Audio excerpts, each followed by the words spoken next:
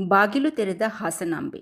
ಪ್ರತಿ ವರ್ಷ October November ತಿಂಗಳಿಗಾಗಿ ಭಕ್ತರು ಹಾಸನಾಂಬೆಯ ದರ್ಶನಕ್ಕಾಗಿ ಕಾಯುತ್ತಿರುತ್ತಾರೆ. ಅಶ್ವಯುಜ ಮಾಸದ ಹುಣ್ಣಿಮೆ ಕಳೆದ ನಂತರ ಬರುವಂತಹ ಗುರುವಾರದಂದು ಹಾಸನಾಂಬೆಯ ಬಾಗಿಲನ್ನು ವರ್ಷಕ್ಕೊಮ್ಮೆ ತೆರೆಯಲಾಗುತ್ತದೆ ಮತ್ತು ಬಲಿಪಾಡ್ಯಮಿಯ ಮರುದಿನ ಬಾಗಿಲನ್ನು ಮುಚ್ಚಲಾಗುತ್ತದೆ.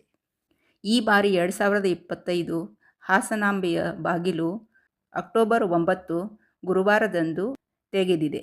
ಅಕ್ಟೋಬರ್ 23ರವರೆಗೆ ಬಾಗಿಲು ತೆರೆದಿರುತ್ತದೆ. ಆದರೆ ಗರ್ಭಗುಡಿ ತೆರೆದ ದಿನ ಹಾಗೂ ಕೊನೆಯ ದಿನ ಸಾರ್ವಜನಿಕರಿಗೆ ದರ್ಶನ ಭಾಗ್ಯ ಒದಗಿಸುವುದಿಲ್ಲ. ಒಟ್ಟಾರೆ ಸುಮಾರು 13 ದಿನಗಳ ಕಾಲ ಹಾಸನಾಂಬೆಯ ದರ್ಶನ ಭಕ್ತರಿಗೆ ದೊರೆಯಲಿದೆ.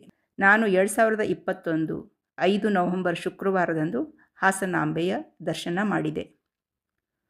ಕೊರೋನಾ ಕರಿನೆರಳಿನಲ್ಲಿಯೇ ಹಾಸನಾಂಬೆಯ ದರ್ಶನ. ತಾಯಿಯ ಶ್ರೀರಕ್ಷೆ ಇದ್ದಾಗ ಯಾವ ಭಯ?